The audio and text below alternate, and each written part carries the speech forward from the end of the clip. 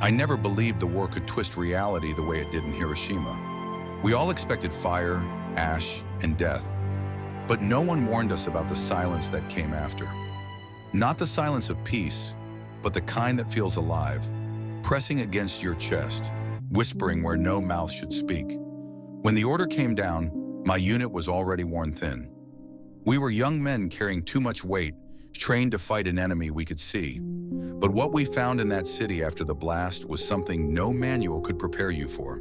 Streets without sound, shadows burned into walls, bodies turned to dust mid-stride, as if time itself had stopped. At first we told ourselves it was just the devastation. Radiation, shock waves, trauma, all words that gave us something solid to cling to. But deep down, each of us knew there was more. Too many things didn't fit the picture. Too many nights where someone swore they heard voices in the rubble, only to find nothing but empty alleys. Too many moments where you felt eyes on you, though no one was there. I remember one evening when the sun dipped behind the ruins, bleeding orange across the skeletal remains of buildings. The air smelled like copper and smoke, and for a second, I thought I heard church bells ringing faintly, but there were no churches left standing. Daniels, my closest friend in the unit, froze at the same time. "You hear that?" he whispered. I nodded, but neither of us said more. We didn't want to admit it, not then. Hiroshima was a wound that bled into the night. The city had become something caught between worlds, part graveyard, part shadow. And as soldiers, we had been sent to occupy not just a territory, but a place where the boundary between the living and the dead had been burned away. We thought we were the survivors. We thought the nightmare had ended with the bomb.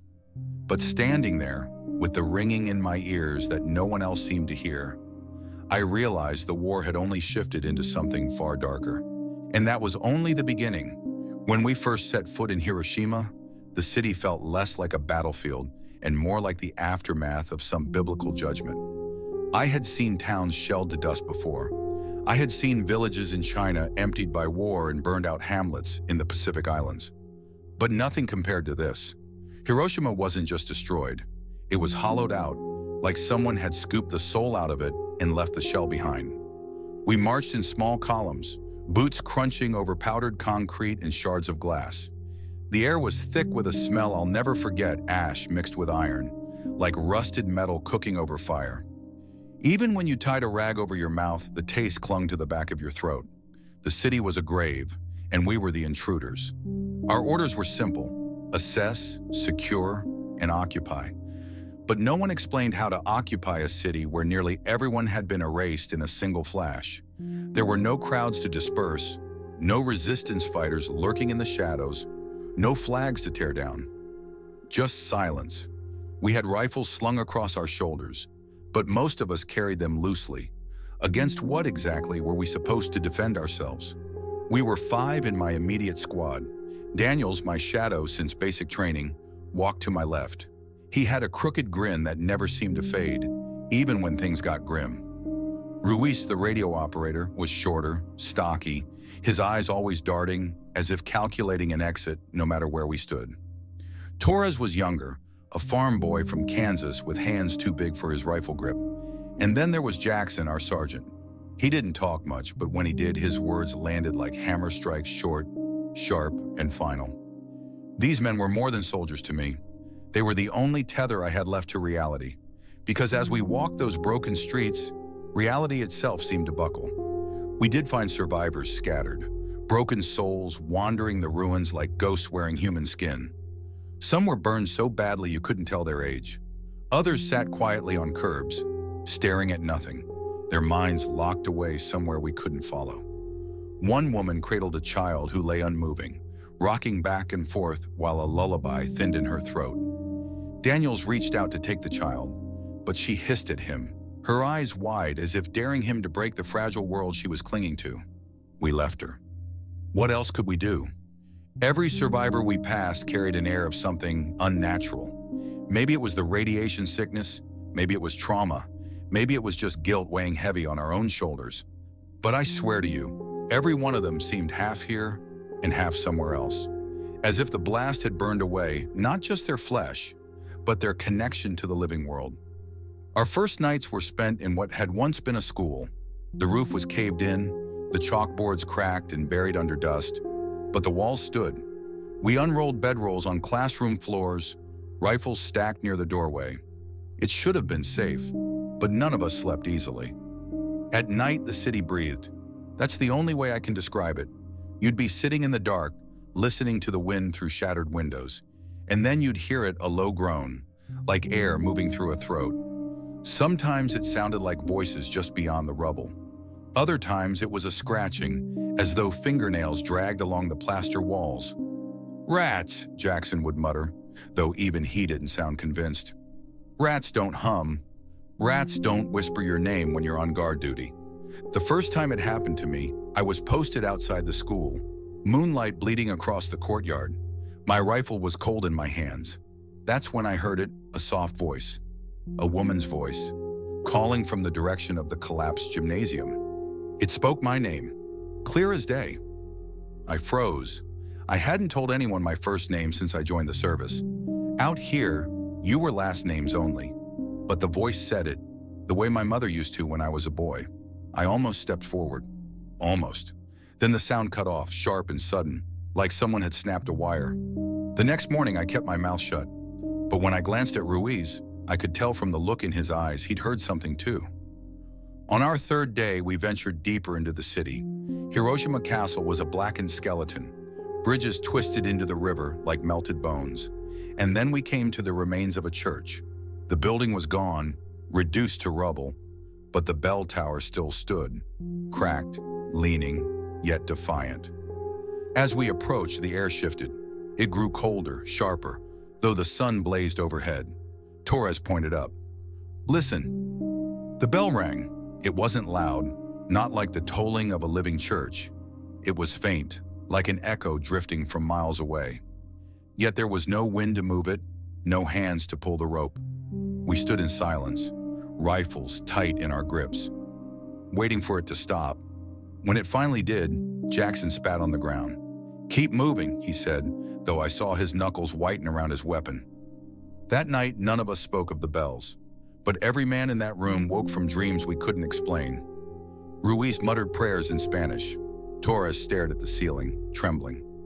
Daniel smoked through half his pack without saying a word. By the end of that first week, the cracks in us were showing. We weren't trained to handle ghosts. We were trained to fight flesh and blood, bullets and bayonets. But the war had shifted into something else, something no one would ever admit on record. One evening, Daniels finally broke the silence. "You ever think we're not supposed to be here?" he asked, voice low. "Supposed to be here," I repeated. He gestured at the ruins, the burned-out city stretching around us. This, all this, maybe what happened here. Maybe it wasn't meant for men to walk in afterward. Maybe we're trespassers. No one argued, because deep down, every one of us felt the same. And in the silence that followed, we heard it again, the low toll of a distant bell, cutting through the night like a warning we were too stubborn to heed. The longer we stayed, the more Hiroshima felt less like a city and more like a trap, a wound that bled into us with every passing day. And as much as I wanted to believe it was just nerves, just war trauma and exhaustion, part of me already knew the truth. The bomb had ended one war, yes, but it had opened another, one we were about to step straight into. The city had a way of crawling under your skin the longer you stayed in it. At first, we thought the strangeness was just exhaustion, nerves stretched thin after months of war. But soon, the ruins themselves began to feel alive. As if Hiroshima had become something more than a city, it was a wound that refused to close, and we were standing in the middle of it. By our second week, command ordered regular patrols. On paper, we were mapping safe routes, checking bridges, and securing the few surviving civilians. In practice, it felt like walking through the belly of a beast that didn't want us there. We took the same formation every time. Jackson up front, Daniels and I flanking, Ruiz with the radio strapped to his back, Torres trailing with eyes wide like a farm boy stuck in a nightmare. Each street was an echo chamber. Our boots crunched over powdered glass, and the sound would bounce, distorted, off broken walls.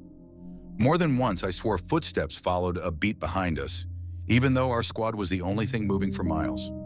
"Don't break formation," Jackson would bark whenever someone glanced back. Easier said than done. One afternoon, under the collapsed dome of a ruined marketplace, we saw them.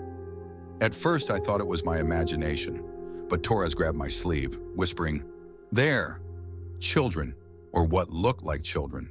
A handful of small figures darting between stalls, pale shapes weaving through debris.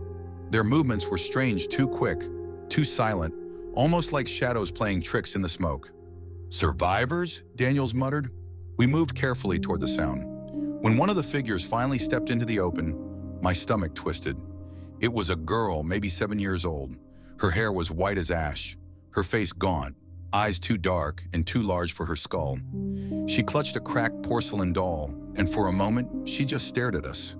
"Hey," Torres said softly, lowering his rifle. "It's okay. We're not here to hurt you." The girl tilted her head, and then without a sound, she turned and walked straight into a wall of collapsed brick. Not around it, into it. She vanished like smoke. Torres froze, mouth open.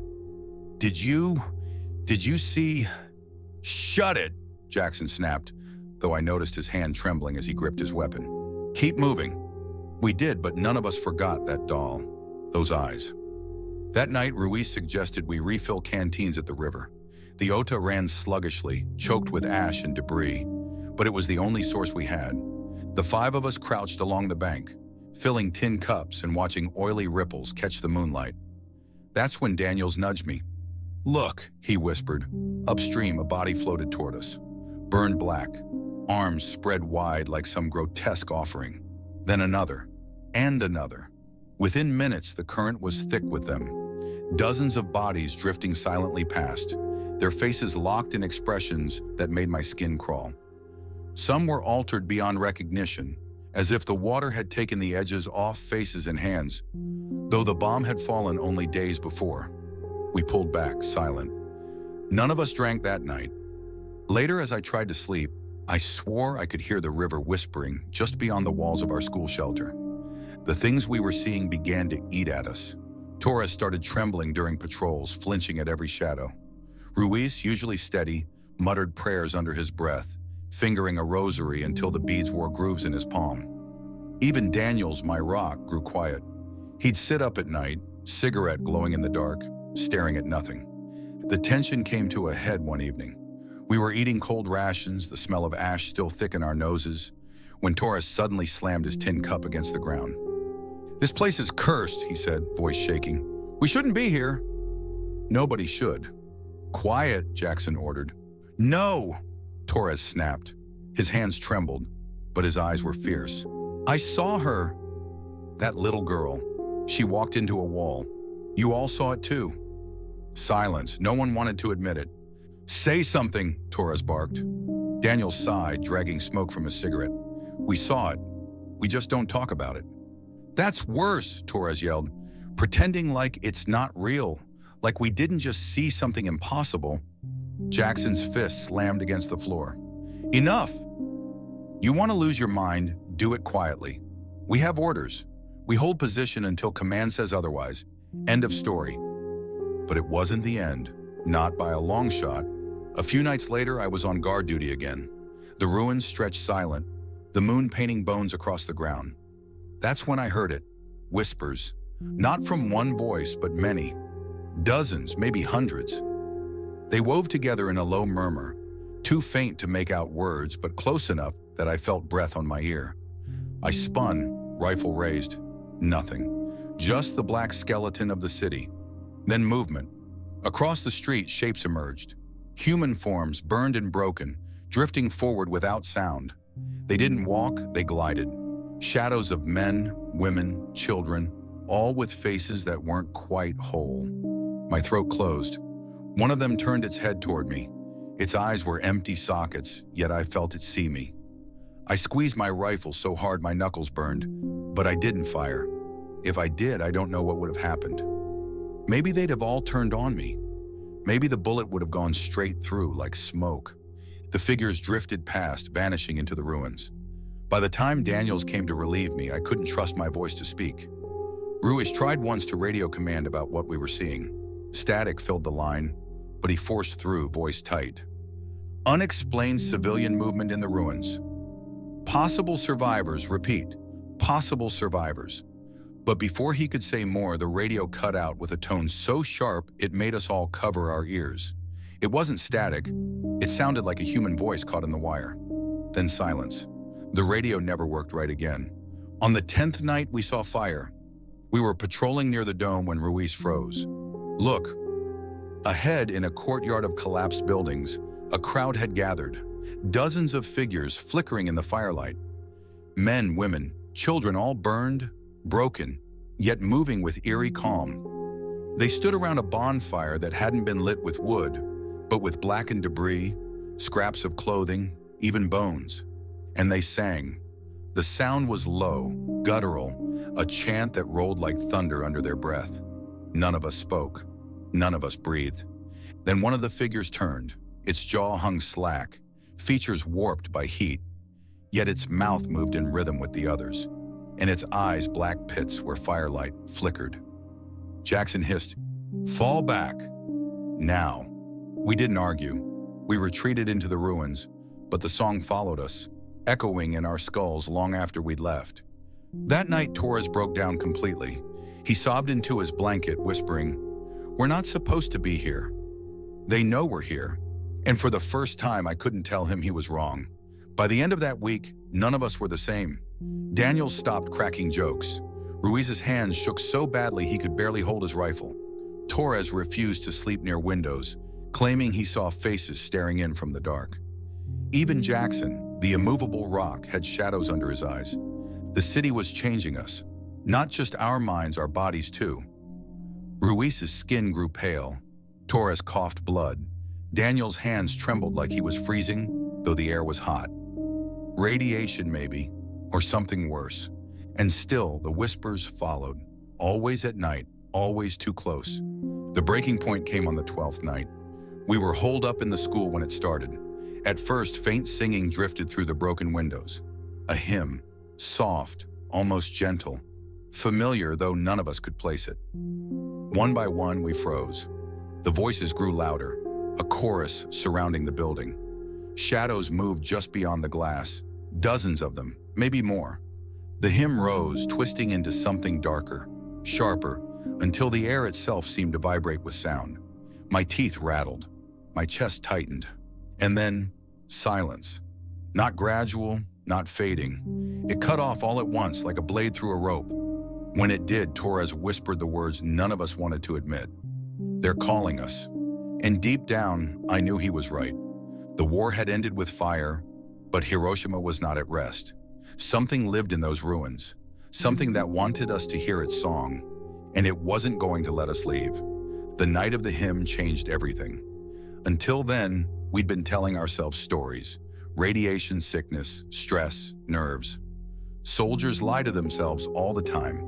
You have to, or you go mad. But after that night, none of us could pretend. Hiroshima wasn't just haunted by the dead. It was alive with something far worse, something that wanted us to listen. The next morning, Jackson pulled us together. His face was gray, eyes sunken like he hadn't slept in days.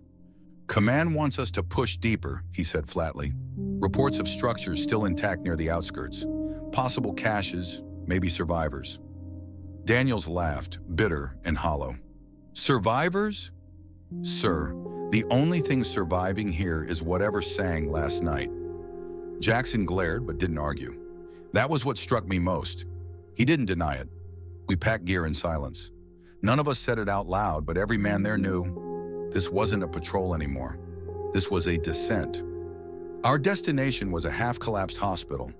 Concrete bones jutted into the sky, windows shattered, gurneys rusting in the street. Inside, the stench was unbearable. Rot, mold, and something sharp, almost chemical. We swept the ground floor, rifles up, every sound echoing too loudly. Burn marks scarred the walls and half-melted surgical tools littered the floor. Then Torres pointed. "There!" Down a long hallway, a door stood closed. Strange, considering every other door was blown from its frame. Jackson gestured us forward. My pulse hammered as we approached. Ruiz whispered a prayer. Jackson kicked the door open. Inside was a ward. Dozens of beds lined the room, each occupied. At first, I thought they were corpses, burned, twisted, half-skeletal. But then I saw it. Their chests moved. Shallow, ragged breaths, eyes flickering open, staring at us with blank, molten gazes. Torres gagged. Daniels muttered, "Jesus Christ." Then together, every chest rose and fell, a single breath that pulled the room cold. We backed out fast, rifles up. None of us fired. Something told us bullets wouldn't matter. That night back at the school, Ruiz snapped. He sat against the wall, rosary clenched tight, muttering over and over. "They're not alive," he said. "Not the way we are. They're caught between." "Between what?" Daniels asked. Ruiz's eyes glistened in the firelight. "Between death and something worse. The bomb burned them into the seams of the world. They can't move on. That's why we hear them. That's why they sing." No one spoke, because as insane as it sounded, it explained more than anything else. The next day, Daniels was gone.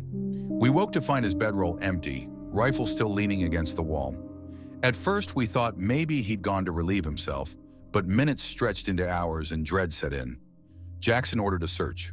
We fanned out through the ruins, calling his name, voices bouncing back at us with no answer. Finally, Torres found something, a trail of boot prints leading toward the church ruins.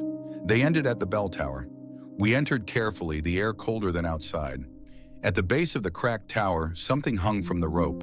Daniel's dog tags, but no sign of him. The bell rang then, loud, sudden, splitting the air. We bolted, hearts pounding, but when we looked back, the tower was still. The rope hung limp, and Daniels was gone. That night, we sat in silence. Daniels had been more than a soldier. He was our brother. Losing him like that, without a scream, without a fight, broke something in us. Jackson stared into the dark, jaw tight. "We're pulling out tomorrow," he said finally. Ruiz looked up. "We can't. Command dash. Command doesn't know what's here," Jackson snapped, "and they wouldn't believe us if we told them." "We leave at dawn. That's an order." For the first time, it wasn't just discipline holding us together. It was survival. But Hiroshima wasn't going to let us go. That night, I woke to the sound of footsteps, slow, deliberate, circling the school. I held my breath, clutching my rifle, listening. Then came the humming, the same hymn as before, but softer, almost tender, like a lullaby meant to coax us outside. Torres whimpered in his sleep. Ruiz clutched his rosary so hard his palm bled. The humming grew louder, closer right outside the door, and then silence. We waited, hearts thundering, until dawn finally broke. When the light came, we stepped outside. On the ground before the door lay fresh boot prints. Too fresh, the same size as Daniel's. They led away from the school, into the ruins. We had a choice. Follow the prints, risk everything to find our brother, or leave, and carry the weight of abandoning him to whatever ruled Hiroshima's shadows. Jackson stood frozen, torn between duty and survival. Ruiz muttered prayers, Torres shook, and I felt the weight of every eye turned to me. And that was the moment I realized the truth. We weren't leaving this city. Not yet. Not until it was done with us. We followed the prince because there was no world where we left Daniels behind. Not after foxholes and night marches and all the stupid jokes that kept us human. The plan to pull out died the second we stepped into the courtyard and saw his tracks shining in the ash like a thin gray thread. Jackson took point without a word. Ruiz adjusted the radio on his back and made the sign of the cross. Torres checked his bolt twice, then fell in behind me. We moved slow. The morning light had that washed-out look Hiroshima always wore, as if the sun was shining through milk. Dust hung everywhere. Every step left a quiet signature. The prince turned down a streetcar line buckled into waves by heat. They stayed steady, heel to toe, a normal walk until they didn't. At one corner, they cut across a collapsed storefront and went straight through a standing wall that should have forced any man to circle. We stopped at the edge of that wall and stared. Maybe the rubble shifted after he passed, Torres said, voice small. Maybe, Jackson answered, though he did not look convinced. He moved along the wall and found the exit trail on the other side, almost perfectly aligned. He kept going. That way, we kept after him. The city changed as we moved. At first, the ruins were broken in familiar ways, the kind of wreckage a man can understand. Then the geometry went wrong. Long halls that used to be rooms, stairs that sagged downward into rooms that should not have had stairs, narrow alleys that breathed a little when you stepped into them, as if exhaling under your weight. None of it made sense, but none of us said so. We just followed the prints. They led toward the hospital we had cleared and then veered away at the last second, as if whoever made them had heard something and turned. We followed into a side street choked with beams and warped bicycles. Halfway down, the prints reached a concrete bunker door set into the earth. Painted characters above the frame survived the fire. Rui squinted and traced them with a finger. "Shelter," he said. "Air raid." Jackson tried the handle. It stuck. He leaned his shoulder into it, and the seal broke with a dry bark that echoed down. Cold rolled up from below. Not a draft. A temperature that had nothing to do with weather. We flicked on our flashlights and watched cones of light reach into the stairwell. Dust drifted like snow. "Stack up," Jackson said. "Mind your sectors." We went in. The air tasted of pennies and mold. My tongue went numb at the edges. Every noise sounded 2 rooms over, as if the passage were gently replaying our footsteps somewhere in front of us. The stairs ran down farther than they should have, then opened into a main corridor with low ceilings braced by timber. The walls carried a crowd of handprints, some small, some streaked downward. I tried not to look at them. Daniel's boot prints ran straight through the dust, neat and patient. A lucky strike lay crushed near the first junction, half smoked. He had been here. I knelt and picked it up. The paper still smelled faintly of tobacco. We started hearing water, not a drip, a slow lap like something shallow moving against stone. When we turned into the next passage, the floor sloped slightly and the air cooled more. My breath came out in tight puffs that I could not see but could feel. The dust on the ground thinned and then vanished where a shallow film of water began. The prints continued through the water, the edges clean. We came to a chamber paneled in concrete. Benches ran along the walls. A painted schedule in Japanese peeled from a notice board beside a crate of cracked ceramic bowls. The water pooled in the center and had that still quality a mirror has. Our lights made thin lines on the surface. Something about the room told me to whisper. "Hold," Jackson said softly. A bell chimed. Not the big high tower bell, a small one, the kind you would tie to a child's bag or a bicycle handle. We froze. The sound came from beneath the surface of the water, once, then again, closer to where the light struck. I felt my stomach pull tight. Ruiz knelt and angled his beam into the pool. A shoe rested on the bottom, as small as a sparrow, leather curling at the toes. A bell was stitched into the strap. The light touched it and it trembled. The water did not ripple. The bell rang a third time. A thin, happy sound that did not belong. We backed away and carried on. As we went deeper, the hymn returned. It was never the same twice. Sometimes it felt like church, voices carrying comfort.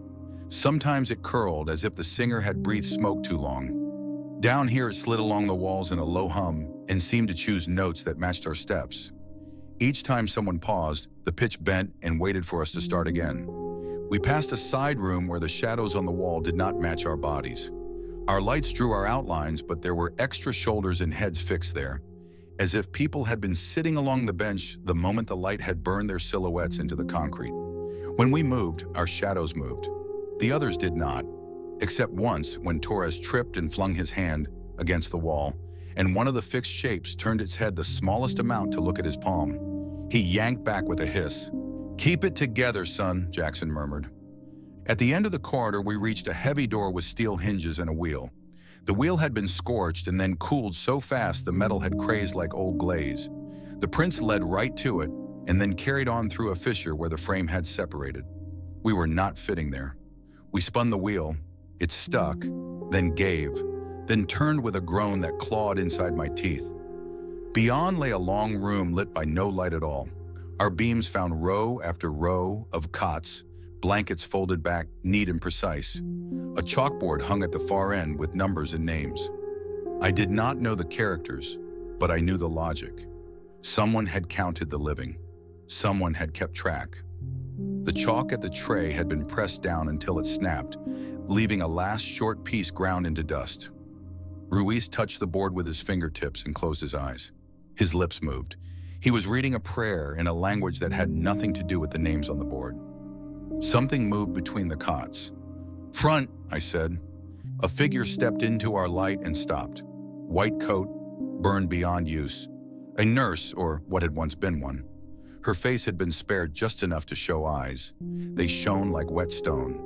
She raised a hand as if to ask for quiet and tilted her head in that kind, instructive way people use in hospitals when they need you to move but do not want to alarm you. She put a finger to her lips. We did not breathe. Behind her, people lay in the beds. Not bodies exactly. The idea of bodies. The shapes that remained when skin had been taken away. They shivered in our light like air over a road in summer. The nurse turned slightly and seemed to take attendance. Her lips moved. She finished, nodded to us once with a politeness that felt more like discipline than courtesy, then turned and walked through the far wall. Not into a doorway, through it. The air brightened where she passed and then closed like water.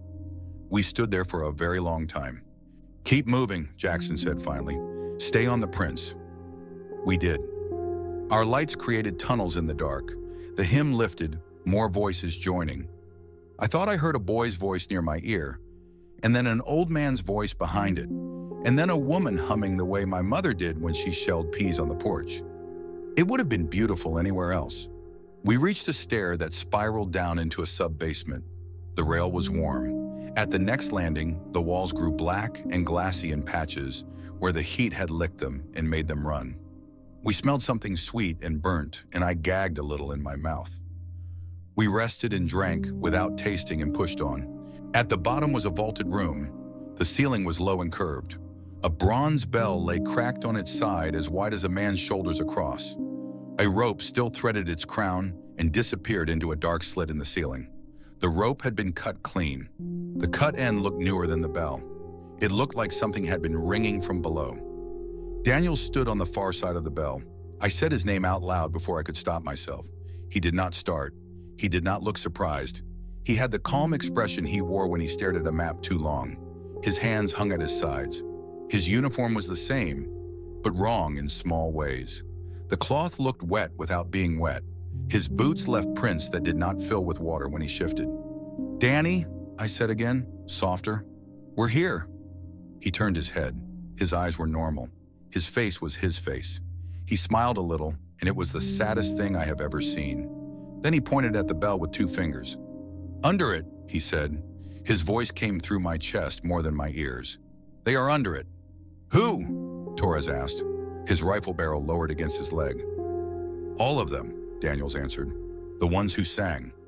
The ones who waited. They want someone to ring what they cannot." Jackson stepped around the bell and put a hand toward his shoulder. His fingers passed through the sleeve. Not darkness, not fog. A cold that made the bones in his hand ache. He snatched it back with a hiss and flexed. "How do we help you?" I asked. I did not mean to say help you. I meant to say, what do you need from us? The words changed on their way out. "They want names counted," he said. "They want fire answered with light. They want to be seen by men who know what it means to carry a list." We stared at the chalkboard in our minds. We stared at the bell. "Then we ring it," Rui said. His voice had strength again, the way it did when he read scripture on Sundays back home. "We ring it and we say what we can." Daniel shook his head. He pointed again. "Not that one. The one above, the one that remembers. They put their hands on it when they prayed for the sky to be merciful. It cracked and still sings." The ground trembled under our feet then, a ripple rather than a jolt. Dust fell from the cut rope and hung. The hymn gathered in the corners of the room and became many things. A plea, a warning, a rhythm like marching. Jackson looked at each of us. No speech, no order that would sound brave and empty. He simply nodded once. "We go to the dome," he said. "We go to the bell that still stands." "Sergeant," Torres said, voice shaking, "what if they do not want us to get there?" "They will try to stop us," Rui said, "or they will try to keep us. It is not the same thing." We left the sub-basement by a different stair that took us past walls covered in tally marks. Hundreds of them, some long and patient, some scratched fast and crooked. I touched one with my knuckle as we passed and felt heat. Not warmth. Heat like a cup of coffee holds. Someone had put that mark there, and the world had refused to let it cool. When we reached the surface, the sky had gone white. The city had the stillness of before a summer storm. The dome stood where it had always stood, a broken crown on a low building, its ribs a cage against the brightness. In the streets, ash lifted and settled like breath. We started toward it, boots leaving a clean path through the gray. The hymn followed. It rose up the alleys and under the doors and along the tram lines. In the windows on either side of us, faces formed in soot and winked out. A dog barked once, somewhere far off, and then the bark echoed from a place where no dog could be. At the second intersection, the air went warm. At the third, it went hot. By the fourth, it held heat like the inside of an oven, not burning, but absolute. The sun did not feel any stronger, yet our skin tightened all the same. We moved faster, breath coming shallow. Behind us, the bell in the underground room rang one last time, not with metal, with voice. It rang as if someone had finally found a way to pull the rope from the other side. The note lifted the hair on my arms. We did not look back. The dome waited ahead, its shadow already reaching toward us along the street like the hand of a clock sliding to an hour you dread. We were soldiers. We were brothers. We were trespassers, and we knew it. We kept walking because this was the only way we had left to keep faith with a man we loved and with the people we had never met and could not leave. The city inhaled, and the fire started to move. We stepped into the heart of Hiroshima, toward the bell and the broken crown, toward the place where fire and shadows meet. The streets narrowed as we neared the dome. Once wide avenues shrank into corridors of leaning ruins, brick and rebar clawing at the sky like broken ribs. The air was hotter here, pressing against us as if the city itself wanted to burn us away. Each breath carried the sting of metal and ash, each step sinking deeper into silence. Even our boots seemed unwilling to sound against the pavement. We were four now, four following prints that should not have existed, four bound together by duty, fear, and something deeper that had grown between us. Daniel's absence had become a shadow walking at our side. The dome loomed above us, skeletal ribs cutting across the washed-out sky. I had seen photographs of Hiroshima before the bomb, but standing here now, staring at what remained of the Genbaku Dome, was like facing a monument built by the dead. It wasn't just ruins, it was a crown for a kingdom of ash. Torres muttered, "Feels like walking into a mouth." He wasn't wrong. The closer we came, the more the air seemed to move around us, hot gusts blowing one way, then the other, like breath pulling in and out. We tightened formation. Jackson's jaw was clenched hard enough to crack. Ruiz whispered his prayers again, rosary wrapped around his bleeding palm. Torres, despite his trembling, kept his rifle up, barrel steady. And me? I couldn't shake the feeling that every eye in the ruined city was turned toward us. Not living eyes, not even human. Just watching. At the foot of the dome, the hymn returned. Louder than before, carried on no wind, no voice, yet it shook the marrow in my bones. The words meant nothing, yet they meant everything. A plea, a curse, a memory. Shadows spilled across the ground. Not from us, not from the sun.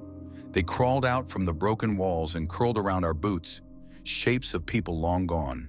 Men, women, children, 100, maybe more. They stood between us and the steps that led up into the dome. "They don't want us inside," Torres whispered. "No," Ruiz said, eyes burning. "They do. They want witnesses." The shadows parted, slowly, leaving a narrow path leading straight into the dome's heart. Jackson didn't hesitate. "Move!" The interior was a vast cavern of silence. Concrete bones stretched overhead, ribs of steel bent and scorched. The floor was layered with ash, ankle deep, and as we walked, it puffed upward in faint clouds that glittered in the dim light. At the center stood the bell, not whole, not pristine. Cracked down its side, the metal warped by unimaginable heat. Yet it stood upright, defiant, suspended by a blackened beam that looked too weak to bear its weight. The prints we had followed ended here, Daniel's prints. They circled the bell once, then stopped, facing it as if he'd stood there waiting. My throat went dry. The hymn swelled. It wasn't just sound anymore, it was heat. It was weight pressing down on our shoulders. The ash stirred as if restless. And then, around the bell, flames licked upward. Not normal fire. Blue-white, cold and furious, rising without fuel. It swirled around the bell like a crown of living light. "Jesus Christ," Torres whispered, staggering back. "Hold," Jackson barked, though even he was pale. "Nobody fires unless I say." The bell shuddered. The crack along its side glowed red, like molten metal made to bleed. A deep hum resonated through the chamber, low enough to rattle my ribs. And then we saw them, figures emerging from the flames, burned, broken, yet whole in ways the body should never be. Men with uniforms scorched to their skin, women clutching infants of ash, children with hollow eyes, faces half turned to smoke. They formed a circle around us, not attacking, watching, waiting. Ruiz dropped to his knees. "They want the bell rung," he gasped. "It's the only way. They need someone living to carry their names, to let the world know they're not forgotten." Torres shook his head violently. "No! That's not what they want. They want us to stay, to join them. That's why they took Daniels." The bell groaned, a deep sound that rose like thunder. The air grew hotter, and sparks leapt from the flames, burning holes into the ash-covered floor. Jackson turned to me. "Well?" I stared at the figures, their hollow eyes fixed on us. I thought of Daniels, his sad smile, his voice telling us they wanted names counted. Fire answered with light. I thought of the hospital, the handprints on the walls, the nurse who had silently taken attendance. "They don't want revenge," I said, though my voice shook. "They want witness." Jackson's jaw flexed. He nodded once. We stepped forward together. Ruiz gripped the rosary so tightly his palm bled onto the floor. Torres muttered curses under his breath, but he didn't move to stop us. Jackson wrapped his hands around the charred rope. For a moment, he just stood there, as if waiting for someone to forbid it. Then he pulled. The bell swung. The sound it made wasn't metal. It opened like a memory. Prayers, laughter, a single cry, rolling out through the city. The crack in its side split wider, glowing like a wound, and the sound rolled out into the city like a wave. The figures around us lifted their heads, their mouths opened, and for the first time they sang with the hymn, voices rising in a chorus that filled the dome, filled the sky, filled us. I fell to my knees. It wasn't fear anymore. It was weight. The weight of history, of suffering, of a moment carved into time so deep it would never heal. The flames surged, leaping higher, curling into shapes. Soldiers, civilians, whole families locked in the light. And then the shadows joined them, rising from the floor, stretching tall until the entire dome blazed with fire and shadow intertwined. It was beautiful, terrifying, holy. And then the ground shook, not an earthquake, something deeper. The city itself seemed to groan. Ash swirled upward in a cyclone. The hymn turned to a roar, and the dome cracked louder than thunder. Jackson pulled the rope again. The bell rang once more, the sound splitting through the chaos. Ruiz shouted prayers at the top of his lungs, voice cracking. Torres screamed wordlessly, firing into the flames though the bullets passed harmlessly through. And me? I closed my eyes and shouted the only thing I could. The names.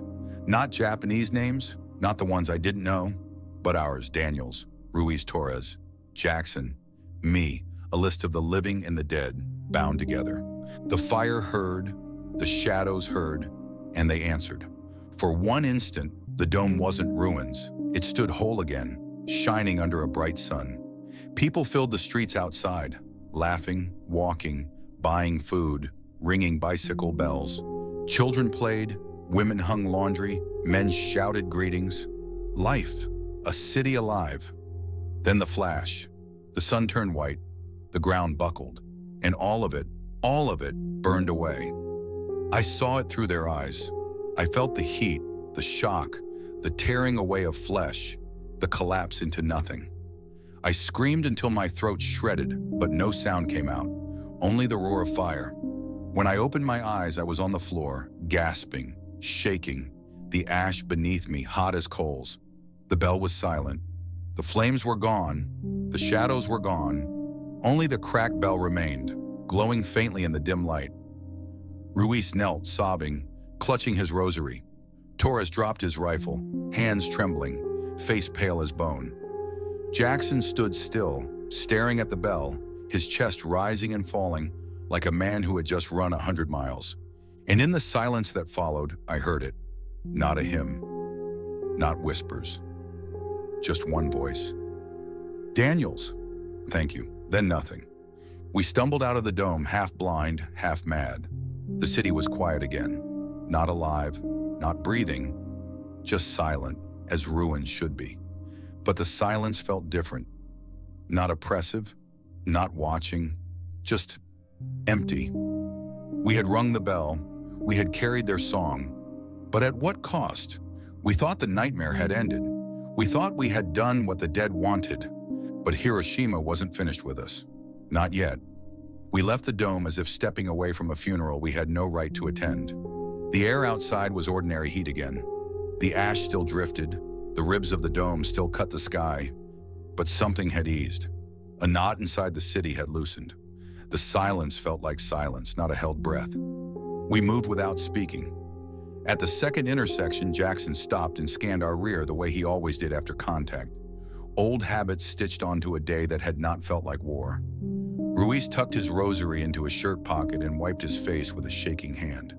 Torres walked a step behind me, close enough that our sleeves brushed. He needed the anchor. I did too. At the school we had been using as a billet, the door we had braced all week was ajar. Jackson raised a hand. We cleared the rooms, corners first, the way we had been taught. Empty desks, broken chalk, our bedrolls where we had left them. On the blackboard, someone had drawn a circle in the dust with a finger. Inside it, a single cross mark. I stared until the meaning clicked. Roll call, one mark for one man. On my bedroll lay a set of dog tags. The chain was looped careful, not tossed. I didn't have to check the letters. I knew the weight. When I lifted them, they were warm, as if they'd been held not long ago. Daniels? Torres asked. I could not answer. I looped the chain around my neck and tucked the tags into my shirt. The metal settled against my sternum like a small, steady hand. Jackson gave us 1 hour.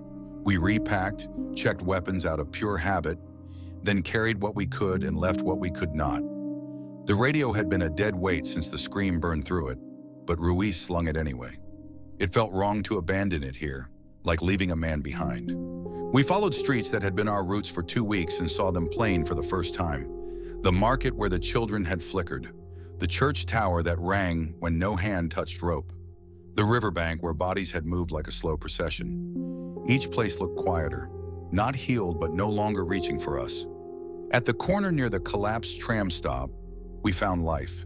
A woman in a soot-stained coat crouched by a tin bowl, washing a child's face. The boy stared at us, eyes too old for his cheeks, but he did not flinch. The woman said nothing. She dipped a cloth and squeezed, as if this city had always been a place where you washed your child by the road. We lowered our rifles. Jackson gave the woman the last unopened field dressing from his kit and backed away, head bowed. She accepted with a small nod that felt like a command. Live. Keep going. The road to the outer checkpoint ran straight and flat. The sky above it looked washed clean. We walked in a tight line, our shadows long and thin across the gray. Twice we stopped for heat ripples where there should have been none.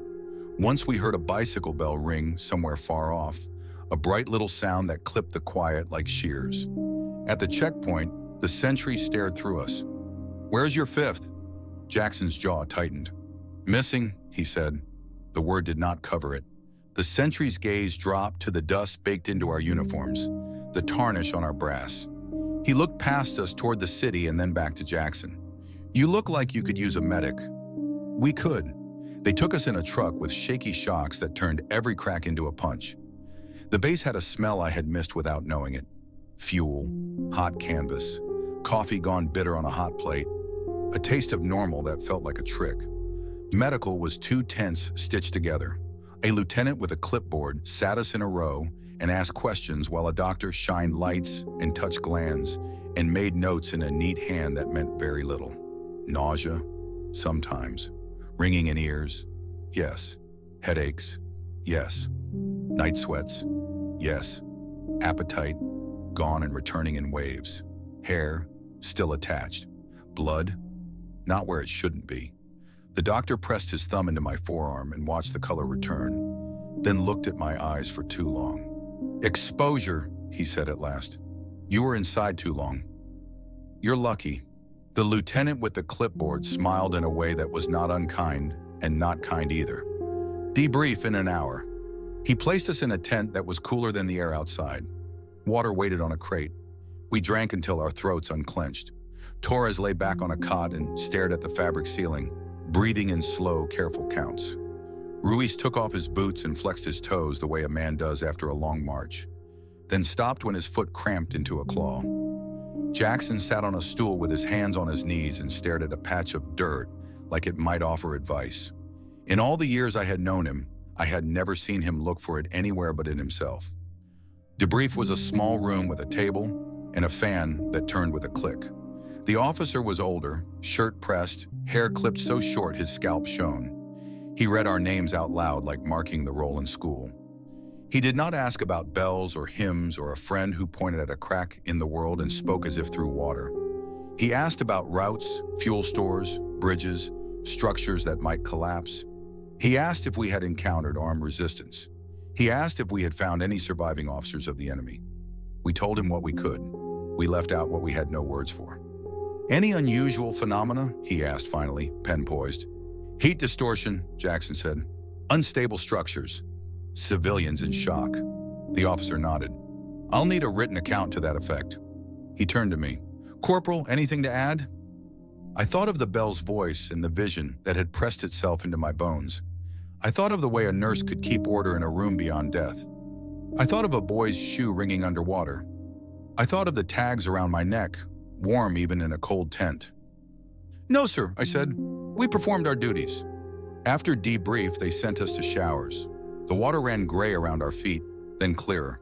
I scrubbed my hands until the skin burned and still felt ash in the lines. Ruiz held his forehead against the tile and let the water strike the back of his neck until his shoulders loosened.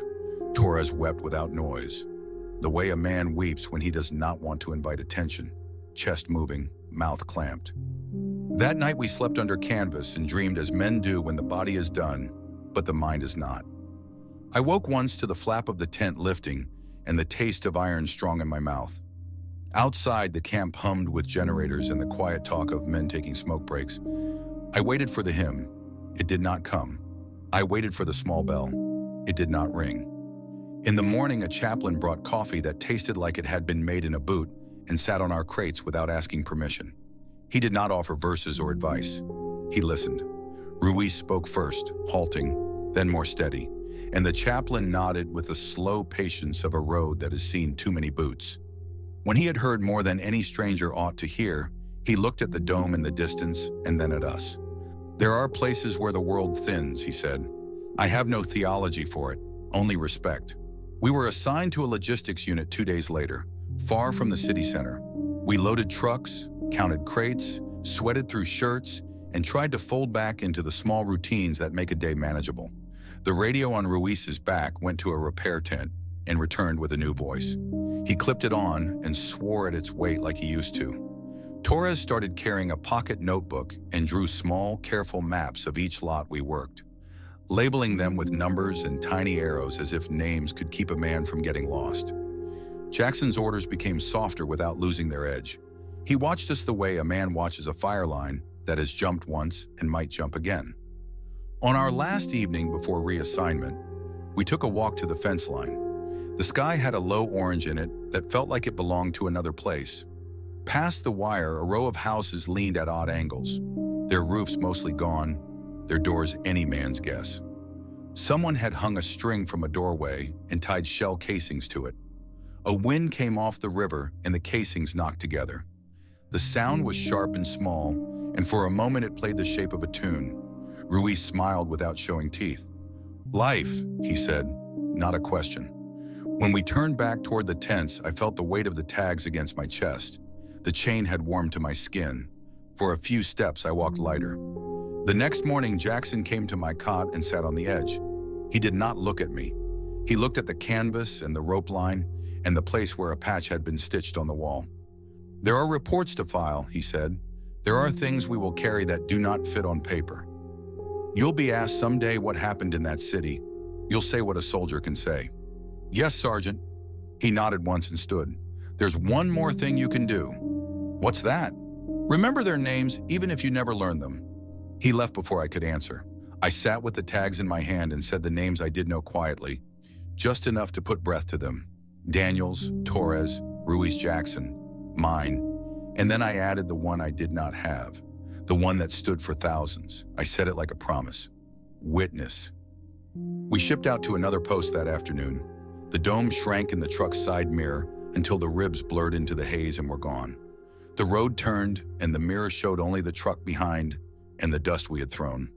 The city stayed with us. It stayed in our gear in a way that no brush could beat out. It stayed in how we set our cots close. It stayed in the way Ruiz paused before every meal to look at the plate, as if making certain there was still a border between the living and the dead. It stayed in the way Torres checked the corner of a room twice and then a third time. It stayed in how Jackson touched his pocket before he gave any order, as if confirming that nothing important had slipped away while he wasn't looking. And it stayed with me in a way I am still learning to name, which is why, years later, when people ask me why I still talk about Hiroshima in the quiet hours, I start at the beginning and end at the bell, and then I tell them what never left. I survived Hiroshima. That's the line people hear and nod at, as if survival is the end of the story. But survival isn't the end. It's the beginning of carrying something you can't set down. The war ended, the world turned, new cities rose where the old had burned, but I never left that dome. Not really. Part of me is still there, staring at the cracked bell, waiting for the hymn to start again. You learn to live with it. You tell yourself it was trauma, radiation sickness, hallucinations from exhaustion. But then you wake in the middle of the night and hear a faint toll, distant as if carried on a wind that doesn't exist. You walk past a church and flinch at the sound of its bell, because for one instant, you're back there, ash up to your ankles, shadows watching, fire and song entwined. Sometimes I dream of Daniels. He never looks angry. He never looks afraid. He just wears that same sad smile, the one he gave us in the sub-basement when he pointed at the bell. In the dream, he doesn't speak, but I always wake with his words in my head. They want to be remembered. That's what haunts me most. Not the fire, not the shadows, not even the visions of lives burned away in a single flash. It's the weight of all those names we never knew. The thousands of voices that rose with that bell and then fell silent again, trusting me to keep them alive in memory. I've come to believe that's the curse. Not ghosts that follow you home, not nightmares that never end. The curse is remembering when the rest of the world forgets. The curse is carrying their song when no one else can hear it. So yes, I survived Hiroshima, but survival isn't freedom. Survival is witness. Survival is the bell that never stops ringing inside your chest, no matter how many years pass. And when my time comes, when the last breath leaves me, I know what I'll hear. Not silence, not peace. The hymn, rising again, calling me back to the dome. You're still watching without subscribing? Fix it now. Subscribe, the next story's coming. And in the comments, share your country and the time you're watching this.